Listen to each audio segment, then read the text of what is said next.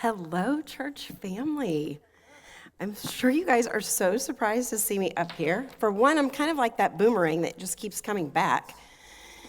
And two, I think for years I've pretty much said I'm not a public speaker, so I would never do this. This isn't the first time that I've been asked to be on this stage, and I've said no every time because of the reason that I'm not a public speaker.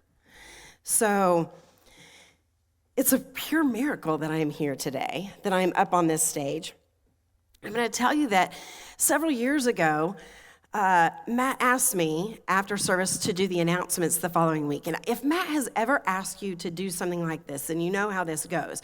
But if you haven't, I'll just let you know. It's something like this. He walks up to you after service and he says, so I know that you're going to be really great at this. I'm going to write your name down, and next week you're going to do the announcements. It's super easy. You're going to be great, and you just have to read the announcements off this piece of paper, and then you just say a prayer, and you're done. It's no big deal. I'm going to write your name down, okay? Blank stare, because I don't know what just happened. My name got written down on a piece of paper, and I'm supposed to do something next week. And it's really not until the next day that you're kind of like, did that happen? I'm going to get on this stage, and I'm going to read from a piece of paper. I don't think I can do this. And so the whole week you're kind of battling with, it is so easy to read off a piece of paper, to say a prayer. You can do hard things. You can do this. And the other side saying, there is no way you're going to do this. You will throw up right there in front of everyone. You cannot do this. And I'm going to tell you the day, it came down to the very day. That day, I think it was the middle of July, and I woke up with the flu. Pretty much certain it was the flu because my stomach hurt. I thought I was going to be sick. I was pale. I was dizzy. Pretty sure everything in my body hurt. I did not want to do the announcements. But then that guilt of, he said you would be good at it. It's just reading a piece of paper. You can't cancel on him now because who's he going to get? Well, I'm going to tell you, it's super easy. You just grab anyone from the crowd and they can do the announcements. But I remember getting up here and I held that piece of paper and it was shaking so bad, so violently, I couldn't read it. The paper was useless. So I don't know what my announcements were that day. I read something. I said something, and as the words came out, I finally realized I was on the last announcement, then all I had to do was say a prayer, and I can do that because all y'all's eyes are closed during prayer time. So no one's going to be looking at me. I can do it. I'm almost done. The light's at the end of the tunnel. I finish. I get 5 words into that prayer, and bless her heart, Risa, she's on the keyboard. She starts playing a little tune in the background of my prayer. I don't know if you've ever said a prayer where someone is playing music in the background, but it takes the emotional level to a whole nother thing. My kids will tell you that I am quite emotional when it comes to music, when it comes to a message, when it comes to a special movie. It doesn't matter. This emotion just comes over me and tears start coming out. I can't stop it. It will soon pass and everything moves on. And I'm going to give you fair warning. It might happen right here today. I can't stop it. So I remember thinking this, though. As she started playing, I thought, all you need to do is lean forward so the tears will go right to the floor. Their eyes are all closed. No one will see you. The tears will hit right to the floor, and as soon as you're done praying, the moment will have passed. No mascara running. I'm good to go. I get off the stage as fast as I can. I'm pretty sure the first thing out of my mouth when I sat back down next to Barry was, that was so much harder than I thought it was going to be. I'm never doing it again. But miracles happen, and here we are. I think that over the last 6 or 7 years, God and I have really been on this journey. And it's not always comfortable when you go on a journey with God. But most of it's been pretty, like I babble talk and he talks back. I feel him talking back. I don't know. I think when God does talk to you, you know. He gets your attention. It's the stop right where you are. A peace comes over you. You feel it. You know it. I don't know if that's ever happened to any of you, but it's happened to me a few times in the last several years. And it's unmistakably God. It's something that has come only as I've deepened my relationship with him. It's only come with time and with getting into the Word, getting into Bible studies. The things that I put into my mind are the things that come out. So the music choices that I listen to, the podcasts, the things I watch on Netflix or on TV, I do them a little bit more with intention now, and things to build that relationship with Jesus Christ. Over this last year, though, at the beginning of the year, we choose a word, my Bible study group, we choose a word for the year, and my word was surrender. And I really thought I was surrendering like my business stuff, like certain little things. But as the year progressed, I think he dug down deep and really started working on some of those stories, some of those things in our past, some of those struggles that we've buried down deep. So that's what we're going to talk about today, is some of those struggles, some of the things that we go through in life and how they affect us and what we can do with them or what maybe we never do with them.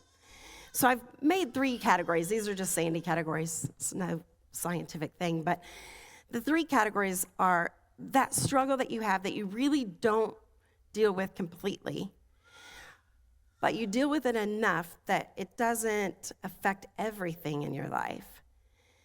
And really you've stepped away enough from it that you've shoved it down deep and you've walled it off and sealed it up really tight. And those things, as long as that dam doesn't break, as long as nothing cracks that wall, you're good. It's going to be okay. You can live the rest of your life with that thing walled off.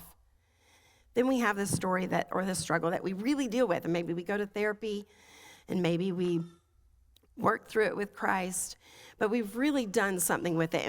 And we get to a point in our life where we can look at that struggle and we can see something good in it.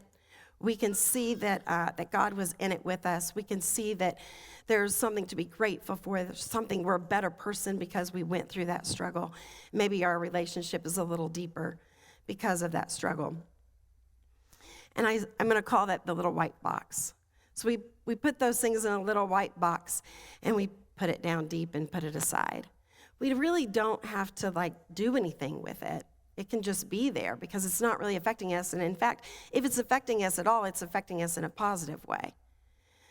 The third the third category is that thing that's still growing. We've never dealt with it. We've never walled it off. We've never put it in a white box, but it still affects us. So we're still kind of dealing with it. And some of this stuff happens way back in our childhood. Some of it's in our young adulthood. Some of it is something that happened just a month ago.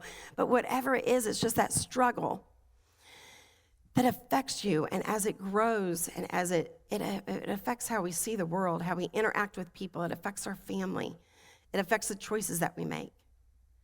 And so that's kind of where it hit me that, sometimes we have to go through and we have to clean house. And that's where I titled this sermon or this talk today. I'm not calling it a sermon, I'm just calling it a talk. But I've titled it today, Clean House, because sometimes we just need to go through and we need to clean out some of the garbage. It's Christmas time, and usually around Christmas time, it's a good time to start getting rid of the broken toys. If you have the little kids, you have to get rid of the broken toys, the stuff that doesn't work anymore. Throw those things in the trash, or you put them in the box in the closet until the kid doesn't ask for them anymore, and then you can get rid of them. And the stuff that doesn't fit anymore, or the things that don't work, that they don't play with, you need to donate them and give them to someone else, let them use them. So sometimes we have to go through life and we have to clean house. This is especially true in certain places of your house, like the pantry or a refrigerator, right? That's more regular. So if I go to the grocery store and I come home and I put all my groceries away and everything's in the pantry and all is good, a couple of days go by and I walk into the pantry and maybe I smell a little something. I just went to the grocery store, everything's pretty good, but I'll go through it a little bit and check the dates and throw some stuff out that's been expired that I didn't see before. There's a bag of potatoes there, but I just bought them, and so I know it's not that. And I just kind of look around and feel like, well, maybe it's my nose. I don't know. So I come back a day or two later, and when I open the pantry door, the smell is real. And so I walk into the pantry and think, well, I just bought all this. I went through it. I got rid of some stuff. But now I guess I'll go through it again. And I start looking through. I even pick up that bag of potatoes and I look at it a little closer, but I don't see anything wrong with it. And I just bought them. They're new. So I put them back down. Now I'm going to get some Clorox wipes out. I'm going to wipe it down. Well, now it smells better. Now we have a Clorox lemon smell, and that seems to suffice. So all is well in the pantry until a few days later. This time, you don't even have to open the pantry door. You just walk into the kitchen, and you smell it. And not only are you walking into the kitchen because your kids are coming down for breakfast, the husband's coming in the back door, and they all smell it. And you kind of feel responsible because the pantry and the grocery shopping is kind of what I do. It's kind of my thing. And so that's my area that smells, and now they all know it, they all see it, unless it's a mouse from your attic. Yep. From the attic that has fallen down in the wall, and now it can't get out. So it died. And we are going to endure this smell that is not from my pantry, but from the mouse that was in your attic, and we blame it on something else. It's not until I have a little bit more time in the day that I know I should really check the potatoes. That I pick them up and I look at them and I pull them out and I start digging them out when I want, one at a time. Here's the thing about potatoes. If you have a rotten one, it's not just one. It affects it all. And because I've waited several days before I even looked at it closely, I'm taking them out one at a time, and I'm washing every potato, and I'm setting it on a towel. Now it has to sit there all day to dry, because if you put a wet potato back into a bag, you're just asking for disaster all over again. And so I wash them one at a time and go through them one at a time until I find the one that's bad. But by this time, it's that one's got to go in the trash can, but there's 2 or 3 around it that I either have to throw them away or I have to cut off bad spots. And I clean them all and make sure everyone is okay, and I let them dry. And at the end of the day, I make sure I check them. I roll them periodically. I make sure they're completely dry, and I don't dare put it back into the same bag. I'm going to put it into a different bowl, and I'm going to put them back in the pantry. So it's not only until then that God can take something that's in our life that not just only affects us, but it can affect the people around us. It can start to affect the relationships that we have. It affects our relationship with Him. It skews how we view things. We start blaming other people or other possibilities because we don't want to think it's the bag of potatoes. What if God could take those stories, and what if He could do something amazing with them? Lord, we know that You are here today. We feel Your presence. And I just ask that You open the ears and the eyes of everyone that's here and that's watching from home. And Lord, we just ask that You speak through me, that You use me as Your empty vessel, that whatever needs to be said and whatever needs to be heard, that You are there, that it is only from You. So, Lord, be in this place. Be with these people and change someone's life. Amen. I told you that the tears are real. They happen. All right, I don't do anything ordinary. So, it would seem we're near Christmas and I should do something about the Christmas story, but I don't do anything ordinary. I don't tend to do anything small. So we are going to talk about the Easter story. So why not, right? We're going to start with talking about a little bit of Peter. A little bit more about Peter's personality. We're going to talk about this. Where I'm starting is going to take place. They're at the Passover dinner, right? So the Last Supper. Jesus is there. They're all kind of hanging out. And Jesus starts to tell them, do we have it up on the screen? If you can put the scripture up on the screen, that'd be great. It's just easier for me to see it if I read it from here. Then Jesus said to them, or not. Did it move? Oh, I see what happens. Okay. Then Jesus said to them, all of you will fall away because it is written, I will strike the shepherd and the sheep will be scattered. But after I have risen, I will go ahead of you to Galilee. Peter told him, even if everyone falls away, I will not. So let's take a pause real quick and say that Peter is pretty confident. Peter is confident that no matter what happens, I'm right here. I'm sticking with you. You see, at the time, Peter has the confidence because everything has been going really well. Jesus had started his ministry only a few years before. He gathered up all of these misfits of people, including Peter. And it's been more of like one-on-one teaching with Jesus. It's been more intimate. They've had this relationship. They've heard all of his stories and his teachings. They see that the crowds are growing bigger. Now it's not an intimate setting anymore. It's major crowds. And the disciples are having to push people aside so that Jesus can even walk through.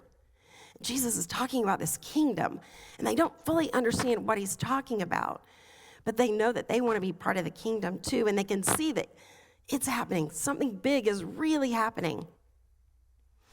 And so they believe that they're heading in the right direction. They know what's coming, and they're very confident. Peter is just very confident. Truly, I tell you, Jesus said to him, today, this very night, before the rooster crows twice, you will have denied me 3 times. But he kept insisting, if I have to die with you, I will never deny you. And they all said the same. Peter is extremely confident. And this is like us sometimes in life. We get so confident. We can see the goal. We can see what's coming next. We can see that marriage that we've really worked day in and day out on, and it's going good. We've got a retirement plan. We've got goals after these kids go to college. It's heading in the right direction. We've got these little babies that we've raised up from toddlers. They're now teenagers.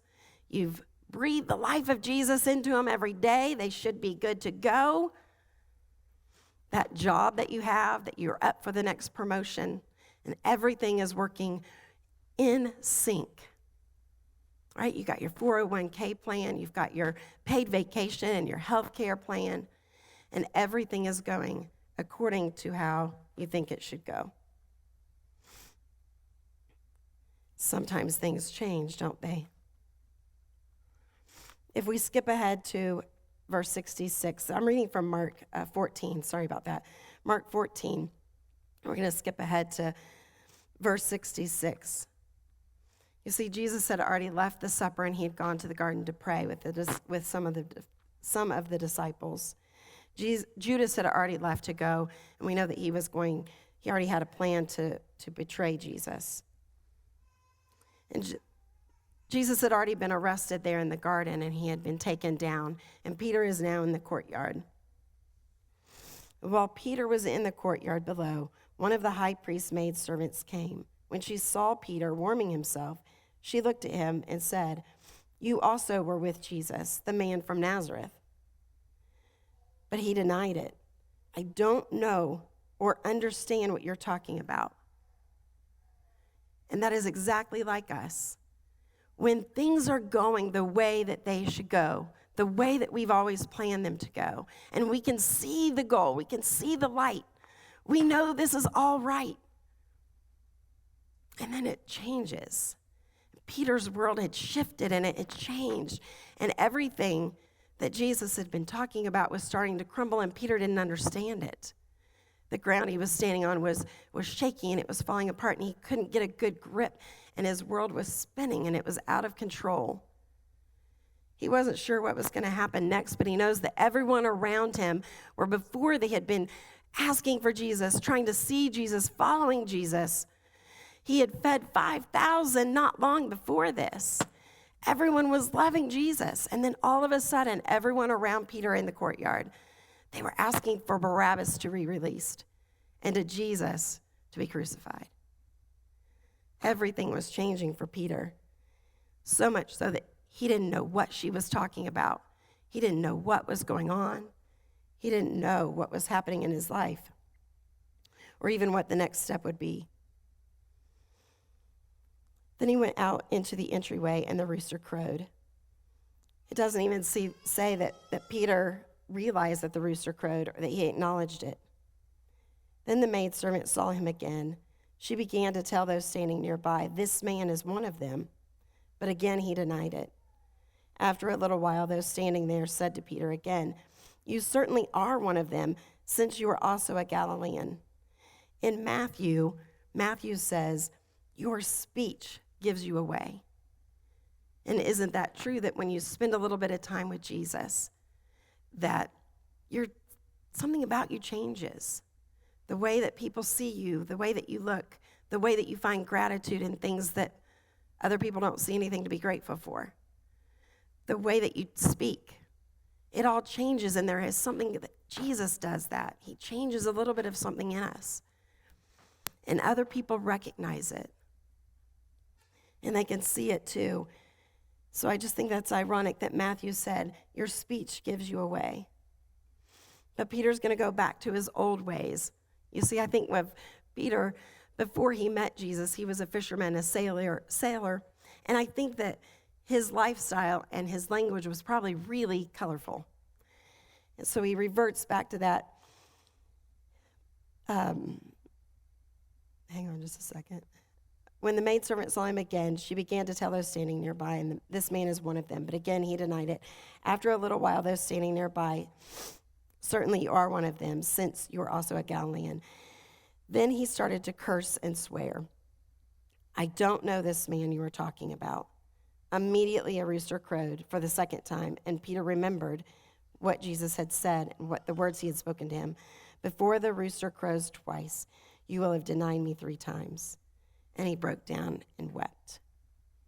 See, this isn't the same Peter that was a fisherman and very cocky and hot-headed. It isn't the same Peter that jumped out of a boat and walked on water with confidence.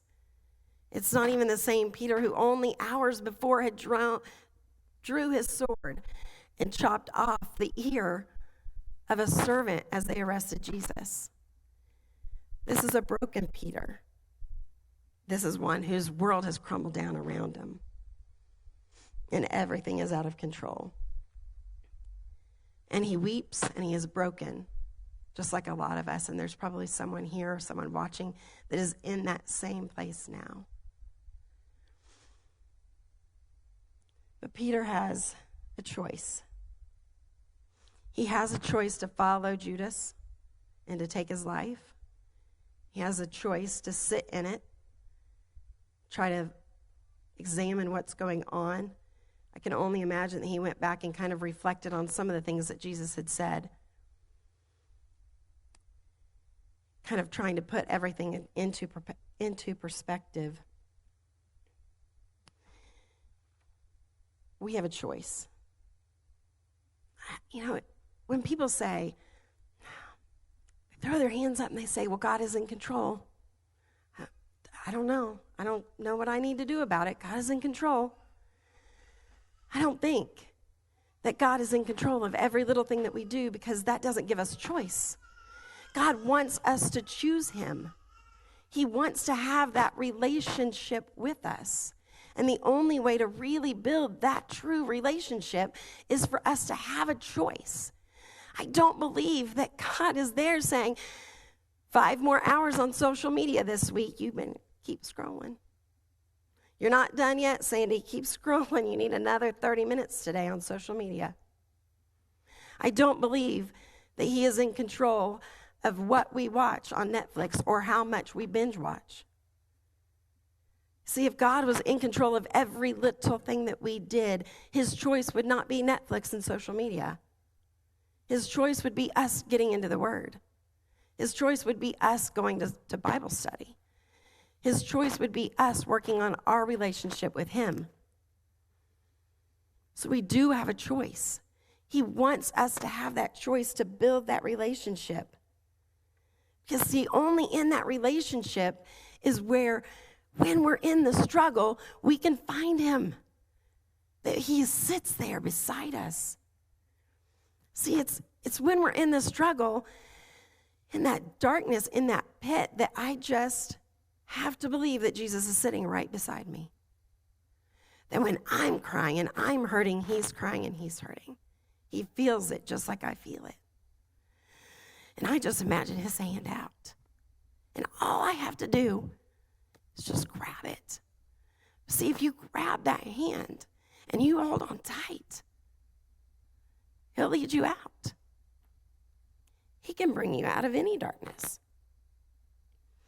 I also like to think that when Jesus is with us and right beside us, when good things happen, like on your wedding day, or when you have that first baby, or when you get a job promotion. Every little thing in your life, every aspect, all of the good times when I'm ready to jump up and down and my heart is beating out of my chest and I'm so happy, he's right beside me jumping up and down, so happy, laughing, enjoying every aspect of our life. That's the relationship he wants with us. So I'm wondering if over the next couple of weeks, you could look back at some of the things in your life, some of the struggles, some of the stories, some of the things that you've crushed down and put behind a wall and you never really dealt with, and some of those things that are good stories that you've fully dealt with, and you've packaged them in that white box and you've put them away. I'm wondering if you could go back in your life and kind of see some of those things and just see, is there anything positive that came from it? Is there anything that you could be grateful for that you went through that struggle? Because the event itself was probably horrible. It was probably sin and darkness that Satan brings to this earth. And sometimes I think we don't give Satan enough credit. We think when bad things happen, God, why did you do this? Why did you let this happen? Why didn't you stop it? See, he sees a bigger picture that we don't see. We just see what's right in front of us, and the day-to-day is just so small. It doesn't always look really pretty, but if you can take a step back, it's actually a beautiful tapestry that he's putting together. And it's not just your life that it's affecting, but it's those around you that it affects too. So I'm wondering if we gave all of our stories over to Jesus, what that would do, what that would look like, what Jesus would do with them, because I know he wants things good. He wants to do something good with every aspect of our story. If we skip to 1 Peter,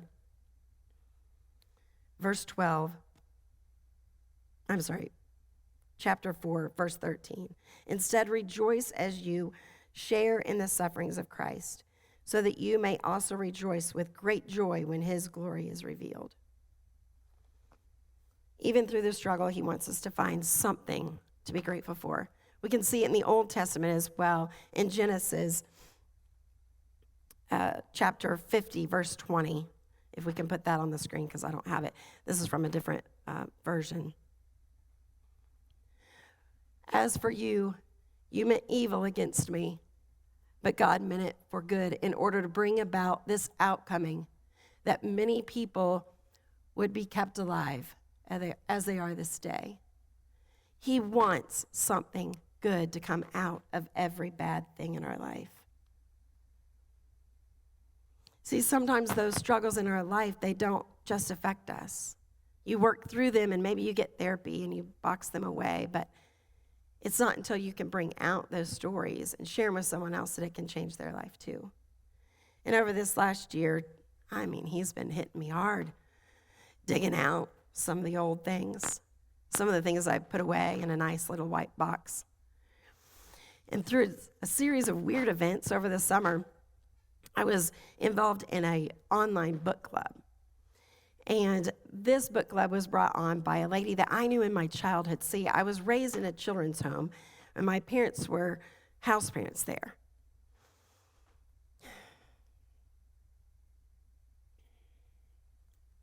And I wouldn't change a thing about my childhood. I'm extremely grateful for the way I was raised.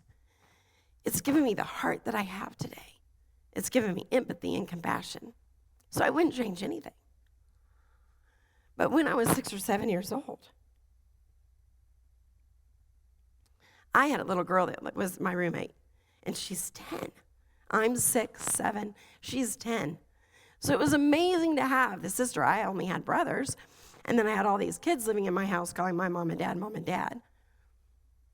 A lot of fun to be had, and a lot of crazy drama too, but I had a roommate. I didn't always get a roommate because I didn't always put an older kid in my room, but she was 10. So I instantly had this best friend, this older sister that I could look up to.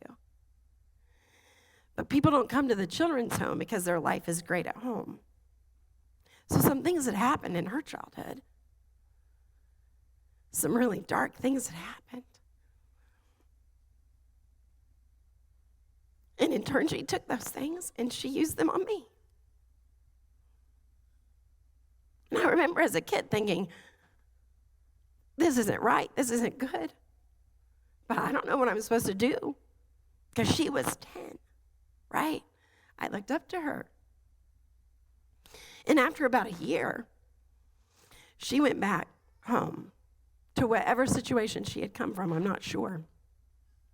And it wasn't until I was probably a teenager that I felt a lot of shame and a lot of guilt. And I had to work through some things. And it wasn't comfortable. And it changed who I was. It changed my interaction with people. But when I became an adult and had kids of my own, then I realized that 6-year-old little girl, that brain isn't made to deal with that stuff. That little girl wasn't made. 6 years old, she's not made to know what to do. She wasn't made to deal with that kind of junk. And it wasn't until then that I realized that 10-year-old girl, she wasn't made for that either. She wasn't made to deal with stuff in her life that she had to deal with. She wasn't made to have to fix things like that. She wasn't made for that. Her spirit wasn't made for that. So it was only as an adult that I'm here to tell you that I was able to work through some of those things with God and give complete forgiveness to that 10-year-old girl. And it's even to this day when I think about this, I pray for her. I hope this isn't something in her life that has continued to be a struggle. I hope she's been able to deal with it. I hope she's been able to put it in a white box. I hope it's brought her some good. And then you go one step further and you ask for forgiveness for whoever did those things to her. Because this becomes a cycle. And until you really fix it, until you recognize it as that, it just stays a struggle. See, I'll get back to that book club from the summer. This book club, it brought out this story again. And I just kept feeling God say, this isn't about you. And I kept saying, it was about me. It was all about me. But he kept saying, it's not about you. And so I called Eileen and I said, what do I do with this?